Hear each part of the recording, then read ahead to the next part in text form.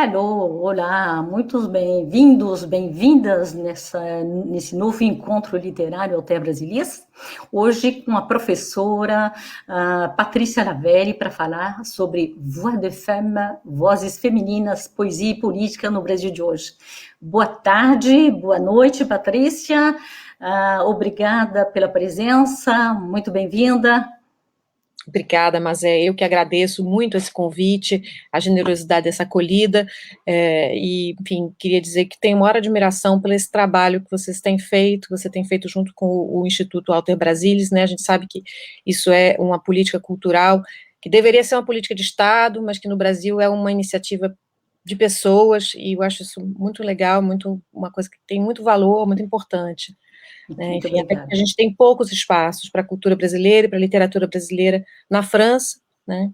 Enfim, eu acho que, quer dizer, vivi tanto tempo aqui, né? Eu acho que tem que falar um pouco desse meu lugar de fala, né? De ex-imigrante. Atualmente você está aqui em Paris. E atualmente em Paris de novo, quer dizer,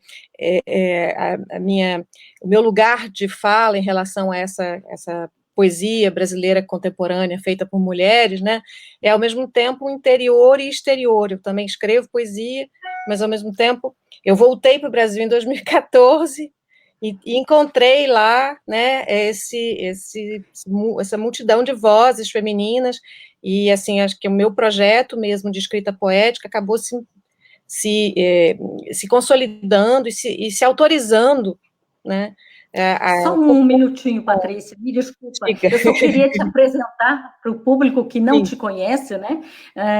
Uma rápida apresentação tua, doutora em filosofia pela Escola de Altos Estudos em Ciências Sociais, publicou ensaios no Brasil e na França, entre os quais tua tese de doutorado, dirigiu o Cahiers de Erna dedicado a Walter Benjamin, que você é especialista.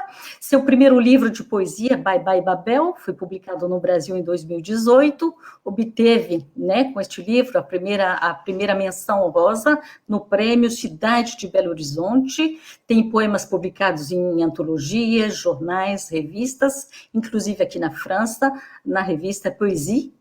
Com o poeta Paulo Henrique Brito, organizou a antologia O Nervo do Poema, antologia para Orides Fontella, em 2018, para a revista brasileira Cult, que é uma revista literária conhecida, dirige atualmente a série Arcas de Babel, que reúne traduções em português de poesia de diversas línguas.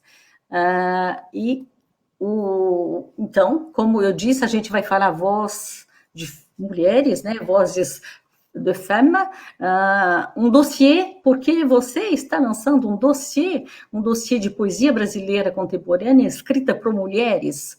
Deve ser publicado no próximo número da revista Place de la Sorbonne, publicação anual internacional ligada à Sorbonne Université, que está um pouco atrasada por conta da pandemia, né, Patrícia? Sim, pois é. Era para sair agora, né, em final de abril, início de maio, mas pelo jeito atrasou, eu acho que talvez saia até junho, enfim, assim, tá meio complicado. Em todo caso, a gente deixa o endereço, né? E quem tiver interessado, depois da nossa conversa, espera um pouco para ver esse dossiê, que é muito interessante, que reúne 11 autoras vivas, né? Você, carioca, Ana Martins Marques, mineira, Angélica Freitas, gaúcha, Isabela Leal, paraense, Joeli Viana Batista, não vou citar todas, são 11. E a gente vê que a Tour de Brasília, você escolheu procurar pessoas, o que eu acho muito interessante, não só no eixo São Paulo-Rio, mas no Brasil inteiro, que tem várias personalidades, poetistas importantes. Foi essa a ideia de procurar poetas no Brasil inteiro? Quer dizer, isso acabou acontecendo até por uma questão natural. De fato, há poetas no Brasil inteiro, né, homens e mulheres, inclusive, produzindo coisas muito interessantes. E agora, uma das vantagens, eu acho, das redes sociais é que a gente fica conectada, né, sabendo o que está se passando. Os blogs ajudaram a esse movimento pelo qual as pessoas ficam em contato, embora não vivam na mesma cidade. Então, acho que isso é uma coisa, assim, o Brasil com as suas dimensões continentais, né, a gente consegue se interconectar por aí.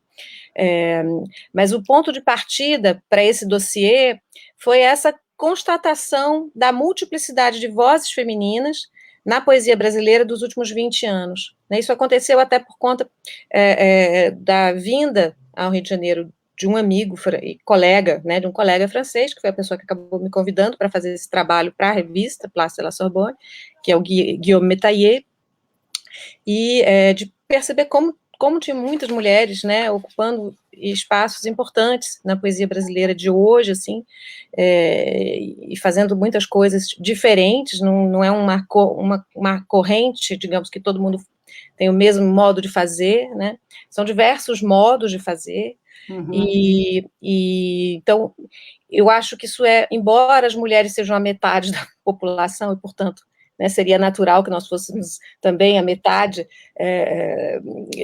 dos autores, né, tivéssemos a metade da autoria, né, na história da literatura. Não é assim que as coisas acontecem, e não é assim mesmo no século XX, né, então, o século XXI, eu acho que trouxe, em todo caso, na poesia, essa novidade estranha, né, quer dizer, muitas mulheres de gerações diferentes, inclusive, enfim, a gente encontra já várias gerações que vão se encontrando, e eu acho que tem muitos efeitos aí intergeneracionais, né, de mulheres que leem mulheres que já escreveram antes, então isso eu acho que é uma coisa interessante nesse momento, assim, uma coisa que eu ouvi de várias poetas, que várias leram, por exemplo, aquele livro quando crianças, né, leram aquele livro da Cecília Meirelles, ou Isso ou Aquilo.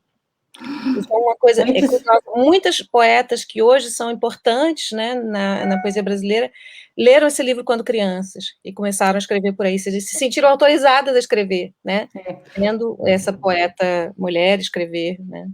Então, acho que isso é um efeito importante, de autorização mútua, digamos assim. Sim.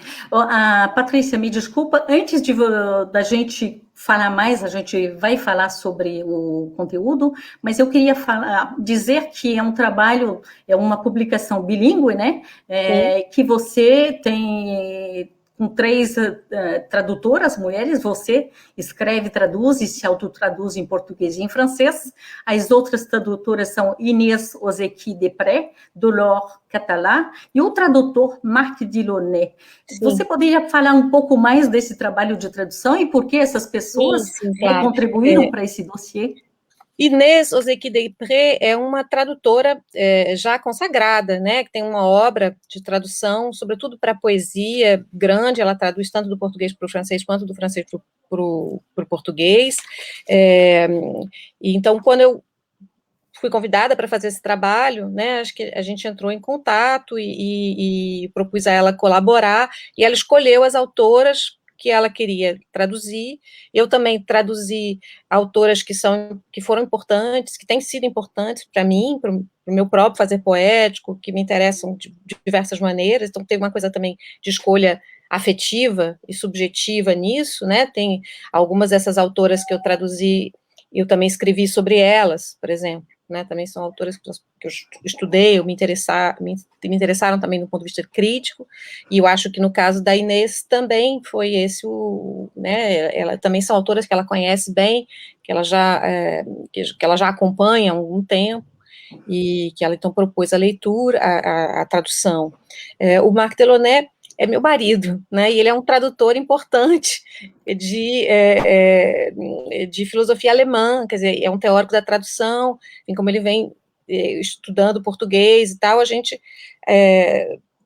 trabalhou um pouco em colaboração, mas a colaboração do Marc foi mais pontual, né, aqui e ali, alguns poemas ele teve interesse em traduzir, mas muitas coisas foram feitas junto comigo, assim, a gente foi, muitas coisas, ele contribuiu em algumas, né, em algumas desses mini dossiês, né, por autora.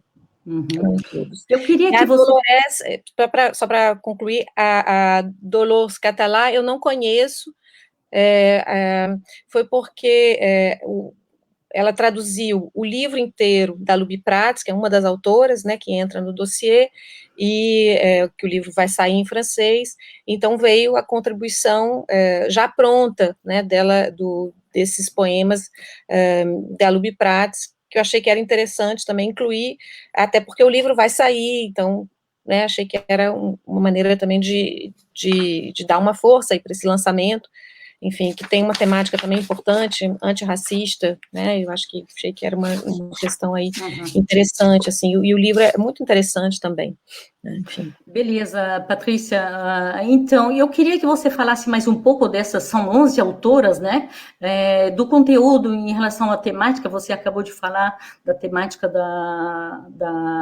do negra, né, mas quais são as outras temáticas, e essas autoras, 11 autoras, não dá para falar de todas, mas assim, grosso modo, como é que temas elas trazem, como é que é, falar um pouco mais, por favor. Quer dizer, o meu enfoque mais geral, assim, foi a questão da relação com a tradição, porque eu acho, o que eu penso é que essa novidade, digamos, da quantidade de mulheres produzindo poesia, né, em diversos enfoques, diversos modos de fazer diferentes, isso traz uma mexida na tradição, uma mexida também no modo como a tradição é transmitida, a questão do cânone mesmo, a questão da releitura, né, do passado, as leituras mútuas, enfim, a maneira como a gente recebe autores e autoras, então tem uma inflexão aí na tradição, essa produção de mulheres, né, então o enfoque foi esse, na relação com a tradição, e é claro que essa questão da relação com a tradição também não é neutra em relação a questões políticas, né, a questão aí do antirracismo entra, e outras questões também entram, né, a questão, também questões feministas também entram aí, né, nesse registro, mas não só, né, eu acho que a questão da violência contra a mulher, a questão do feminismo, todas essas questões estão presentes nessa chave da relação com a tradição, mas eu acho que a gente tem que se dar a liberdade como escritoras, como poetas, né, de não necessariamente estarmos engajadas num discurso feminista, que o ato de estarmos escrevendo, estarmos fazendo poesia, numa relação complexa de releitura da tradição, é político, né? Mesmo que ele não seja necessariamente, que ele traga essa temática explicitamente da intervenção política. Enfim, eu penso, por exemplo, tem alguns poemas da Ana Martins Marques que vão dialogar com autoras mulheres do passado. Ela não traz essa temática feminista explicitamente, nem implicitamente, não é essa a questão, mas ela, como leitora, né, vai valorizar de um modo particular, vai ler de um modo particular essa tradição, tanto quando lê mulheres, quando lê homens também, né, não só o modo de ler que vai variar, né, então é isso que esse que foi o enfoque que eu procurei pensar, que abre também um leque grande de modos de ler e modos de se relacionar com a tradição, que eu acho que também é uma riqueza interessante dessa produção. Eu penso aí em algumas autoras que são mais velhas do que eu, do que a Ana Martins Marques, né, mas que de uma certa maneira estão muito presentes também para mim, como autora, que são poetas importantes para mim, que são Joseli e Viana Batista, que tem toda uma poética da tradução, em particular da tradução de língua indígena, e vai se relacionar com a tradição, também com muitas intertextualidades. Eu acho que o jeito que ela faz isso é muito interessante, assim, muito instigante, é muito inovador. E outra poeta é Lu Menezes, que também é uma poeta, assim, que muito avessa a eventos literários, não está em nenhuma rede social e tal, mas que tem um trabalho também que me interessa muito no modo como ela vai tecendo as referências culturais e dialogando com elas, né, instigando, criando efeitos de eco, enfim, questões aí que eu acho que acho que ela traz coisas muito interessantes na sua maneira de dialogar com a tradição. E todas essas poetas, elas já foram editadas, né, no Brasil? Sim, sim. Já foram editadas. Sim, são poetas que já têm alguma estrada, digamos assim, né? Eu achei que era importante, até porque esse hoje significa até hoje, né?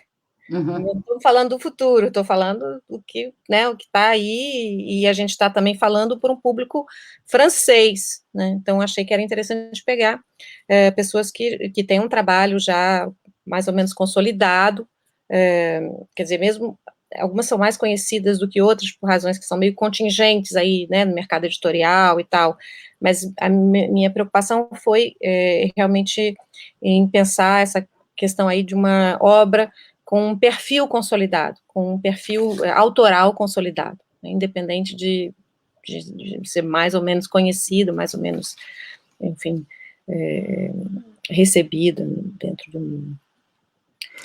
Eu posso pedir para você, Patrícia, de ler um texto, um deles?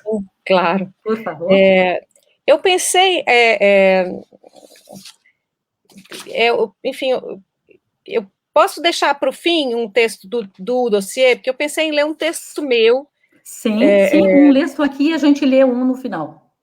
Eu pensei em ler um texto meu por conta dessa questão aí do atravessamento das vozes, né, que eu acho que, assim, esse é um projeto também que tem a ver com, como eu falei, são poetas que têm uma importância grande, que a minha voz poética surgiu nesse retorno para o Brasil e na leitura de tantas vozes de mulheres, né, de tantas poetas fazendo coisas interessantes, diferentes umas das outras. Então, eu acho que esse atravessamento está, enfim, ele atravessa a minha própria voz, e por isso eu queria ler esse texto, e que eu acho que tem a ver também com a relação com a tradição, muitas coisas assim, e eu deixaria o texto do dossiê para o finalzinho, para ficar, né, assim, acho que tem a ver. Então, poética em retalhos. Escrevo com restos e ruínas, e nisso essa primeira pessoa nem é muito singular. Coleciono metáforas antigas, faço mitologias micrológicas, reciclo toponímias usadas, e falo disso para dizer aquilo, e digo aquilo para falar disso. Assim vou passando de uma coisa a coisa, a outra e outra coisa, mais rarefeita e sempre dupla, que fica me olhando de volta quando olho para ela. Tenho naufragado muitas vezes e já estou de novo embarcada, fazendo meus versos alheios, fazendo meus versos alheios, vou recolhendo destroços de outros tantos naufrágios.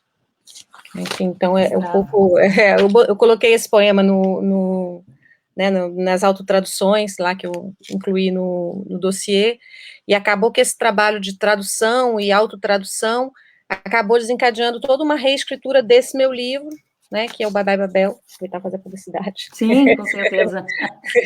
Enfim, e eu reescrevi ele inteirinho em francês, com vários poemas novos que saíram em francês, então, enfim, como eu disse, eu me coloco num lugar de fala que é ao mesmo tempo interno e externo a esse mundo, né, porque eu tenho escrito, quer dizer, aconteceu isso, de eu começar a escrever poesia para voltar a escrever português, porque eu fiquei escrever em português, porque eu fiquei escrevendo em francês durante muito tempo, uns 10 anos que eu não escrevi em português, e agora me acontece nesse retorno aí de escrita, de tradução do francês, do português em francês, comecei a escrever também muita poesia em francês, né, uma coisa que sempre aconteceu desde o início, assim, mas que o meu desejo era que não acontecesse, né, o meu desejo era que acontecesse de eu escrever só em português, enfim, cada vez mais em português, mas assim, não, acabo que eu estou aqui de novo, eu voltei da minha imigração e agora estou aqui nessa espécie de exílio pandêmico, né? Pois é. Situação maluca. Então, é um dossiê, um livro sobre,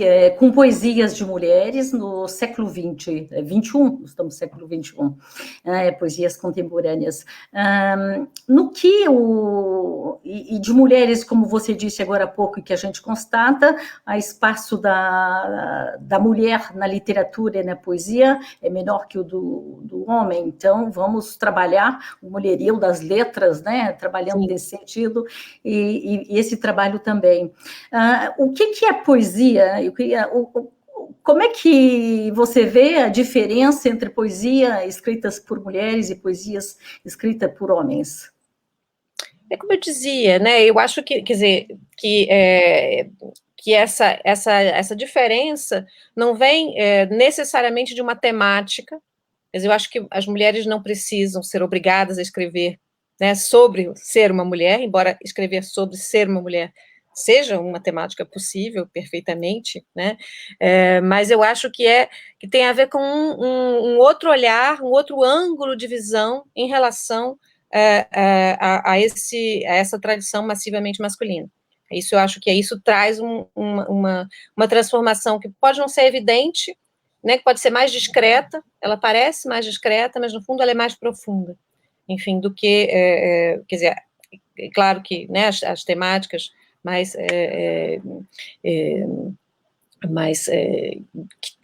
que tem uma inflexão mais evidentemente política também, trazem inovações, né, trazem um monte de elementos aí novos e interessantes, enfim, da gente trabalhar.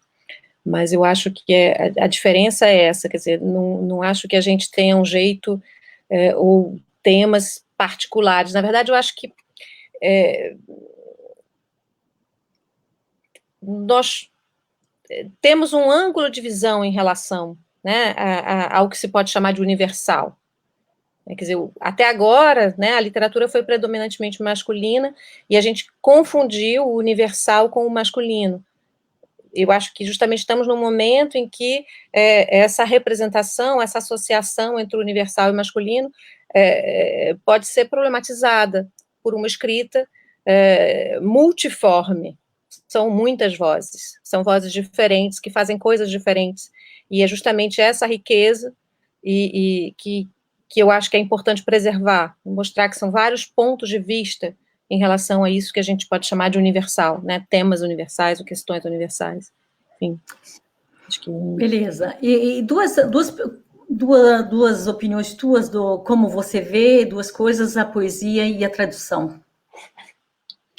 Questões grandes, assim, né, então você vê a poesia e a tradição, enfim,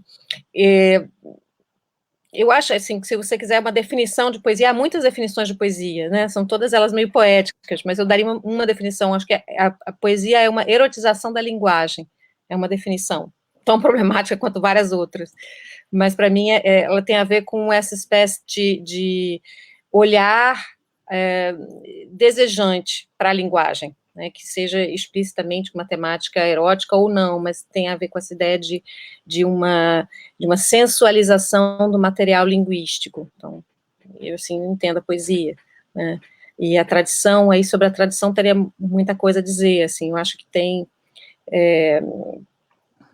enfim, eu sou uma benjaminiana, né, então tem uma leitura, uma reflexão sobre a história e sobre a historicidade da relação com a tradição, que vai muito por naquela lógica que ele coloca nas teses sobre história, né, que todo monumento de cultura é também um monumento de barbárie, e que isso tem a ver com a maneira como os monumentos de cultura são transmitidos.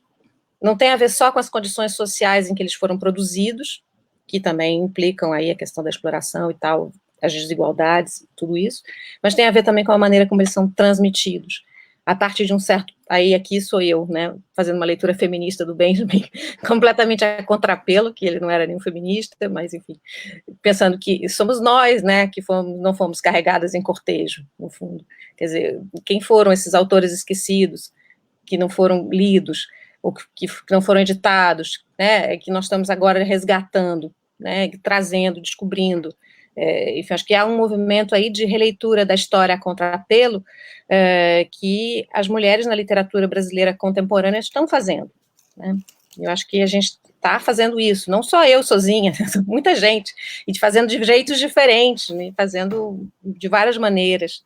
A tradução é um grãozinho aí, né, nesse movimento. Você falou no Mulherio das Letras, né, é um movimento enorme, tem o Leia Mulheres, tem vários outros grandes movimentos aí que vão nesse sentido. Eu acho que isso significa que a gente está escovando a história a contrapelo e está reinventando um passado, né?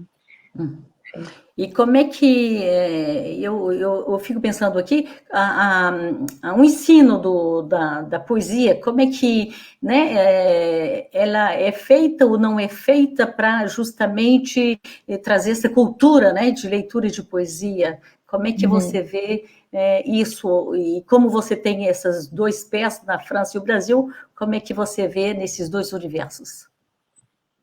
Eu acho que, quer dizer, a gente pode falar, por exemplo, aqueles compêndios de história da literatura, né, de uma maneira geral, no Brasil. A gente pega aqueles manuais, aqueles compêndios de história da literatura, de uma maneira geral, eles vão um pouco nesse sentido aí de um apagamento, né, das figuras femininas, de uma maneira geral, das mulheres que produziram literatura no Brasil, enfim.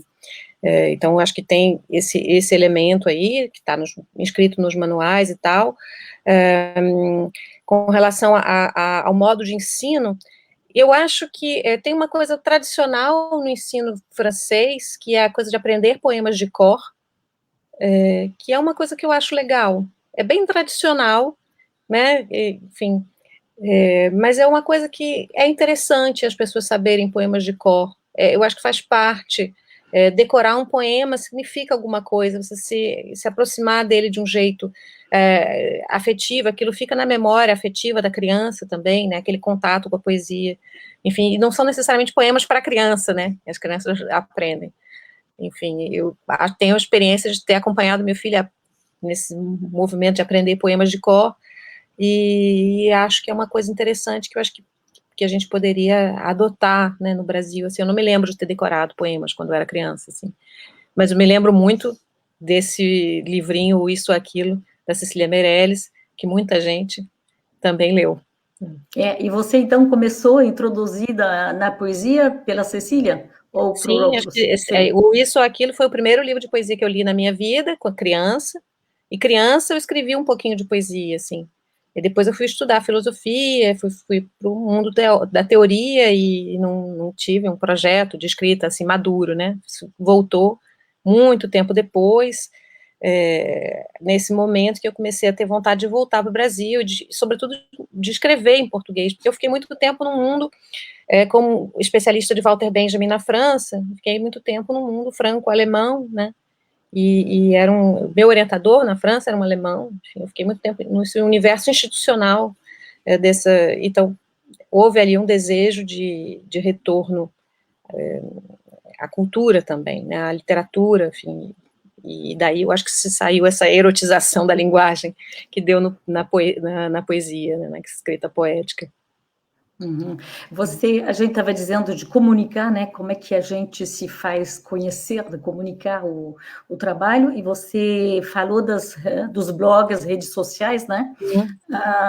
Então, realmente é um espaço novo que a poesia está tendo, a literatura, e sobretudo a poesia se faz muito...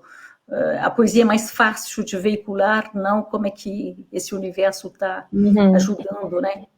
Eu acho, sim, que o universo das redes sociais não é uma coisa, quer dizer, que são tão criticadas as redes sociais e tal, né, que tem coisas negativas mesmo e tal, mas eu acho que para a poesia tem sido um canal interessante e até falei, assim, que permite também que as pessoas em vários lugares do Brasil estejam conectadas, estejam vendo o que umas as outras estão fazendo, e às vezes rapidamente, né, você faz um poema, às vezes nem guarda aquele poema, mas já coloca e aí já vê uma discussão em cima, enfim, eu acho que tem uma rapidez aí, né, e aquilo pode servir como um esboço também, às vezes serve como não é necessariamente o resultado final de um trabalho, mas permite um diálogo em torno dos textos poéticos, sim, eu acho interessante isso. Isso forçou os editores a editar mais poesia ou não, por enquanto? Mas aí eu não saberia dizer em números, eu não teria ideia, mas eu acho que há muitos pequenos editores fazendo um trabalho maravilhoso de edição de poesia, assim, tem pequenos editores, assim, fazendo coisas muito bonitas e trabalhando muito com poesia, né, enfim, então acho que tem um movimento aí editorial, sim, mas eu não saberia dizer em números, né, não teria, assim, uma ideia em termos numéricos. Eu queria te pedir agora, para a gente encerrar, o papo está muito bom, mas é preciso encerrar um momento ou outro, não é? Os poetas brasileiros, o francês que você gosta, e terminar com um texto que a gente prometeu para o público, né? Certo, claro. Deixa eu pegar aqui o texto, né, acertar aqui. Enfim. Então, com relação às poetas além das poetas, quer dizer, eu poderia citar as poetas que fazem parte do dossiê, que eu comentei algumas, né, falei sobretudo da Joseli Viana Batista e da Lu Menezes, são poetas sobre as quais eu escrevi, como eu também escrevi sobre Eurídice Fontella, que já faleceu, uma poeta do século XX, né, e traduzi também, também em francês, então, além dessas que eu leio, releio muito, e já tenho estudado e tal, tem uma poeta que eu venho acompanhando, mas ainda não tive a oportunidade de fazer nada sobre ou com ela, né, ainda, mas eu achei que tinha tudo a ver, por conta dessa nossa conversa, ler um poema dela, Ana Elisa Ribeiro, mineira, então eu vou ler um poema dela, que tem tudo a ver com essa questão editorial e tal, e relação com a tradição e tal. Chama-se Carta do Velho Editor ao Colega do Século XXI. Prepara-te, caro. É muita poeta para esconder sob o tapete. Melhor ouvi-las, numa boa, que o tapete delas voa. Eu acho muito legal esse poema, porque acho que tem a ver com o que a gente está falando, com a conversa que a gente está tendo, e eu tenho acompanhado, enfim, a poesia da Ana Elisa Ribeiro, que ainda não conheço bem, mas tenho gostado das coisas que eu já li, que eu já vi. Né, entre as francesas, eu tenho lido muita coisa desde que eu cheguei, muita coisa. Eu já traduzi uma autora francesa, enfim, que está nas Arcas de Babel, mas atualmente eu estou lendo 2 livros que eu tenho gostado muito. Um é Un hamster à l'école, da Nathalie Cantane, que eu tenho achado interessante porque é uma mistura de ensaio autobiográfico sobre a experiência dela na escola, como professora e como aluna. Ela é professora enfim, é bem interessante. Então é um ensaio autobiográfico em versos, acho interessante a forma. E outra é Muriel Pic, que é professora também, e crítica, e poeta. Eu estou lendo um livro dela que se chama Affranchissement, que é uma mistura de ensaio, tem poemas em versos no meio, e tem uma trama romanesca. Também tenho achado muito interessante, enfim, o trabalho dela. Então, fico aí esses exemplos. Essas dicas. São coisas que eu estou descobrindo, realmente, enquanto eu estou aqui, tenho feito essas pesquisas, né, de ler o que está saindo, enfim. Então, muito obrigada, Patrícia. Desculpe, para encerrar... Ai, desculpe. Sim, não pode ser. Eu queria ler um poema da Leila Danziger, que é uma das poetas que integra o dossiê, né, e ela acabou de lançar um livro que se chama Cinelândia, que eu acho que é muito significativo, muito atual, é um poema sobre essa praça que nós perdemos, né, enfim, é um livro que, de diversas maneiras, fala da praça, e tem uma segunda parte que fala da experiência da ausência da praça, do confinamento e tal. Então, acho muito atual. Quem não é do Rio, é preciso dizer que a praça, né, é muito importante. Uma praça muito importante pelas manifestações que aconteceram ali, né, as manifestações, aquelas manifestações antes desse desgoverno, que eu não pronuncio nem o nome, enfim, de rejeição, né, a esse discurso misógino, sobretudo, mas também homofóbico, racista e tal. Então, sempre lembrar que essas vozes de mulher também se insurgiram contra esse discurso, né, e nesse sentido também é político essa intervenção aí do dossiê das vozes femininas no Brasil de hoje, né. Então, eu queria terminar com esse poema da Leila Danziger, que está lançando esse livro pela Sete Letras, diz assim: na escadaria do teatro, a multidão ergue uma criança, no alto, tão alto quanto o mais alto dos monumentos, iluminados apenas nos instantes de esperança. Na página 275 da Descoberta do Mundo, Clarice diz ter tocado o monumento mais alto ainda, porque é lembrança. Muito obrigada, Patrícia, pelas essas... muito obrigada. Nossos encontros Alte Brasilias. A gravação fica por aqui, vai também no YouTube. E o que eu queria dizer para vocês, público que está nos ouvindo, que o próximo encontro é com o Celso Furtado. Muito obrigada, boa tarde, boa noite para todos. Obrigada, Mazé. Patrícia, até. Tchau, muito obrigada. Tchau.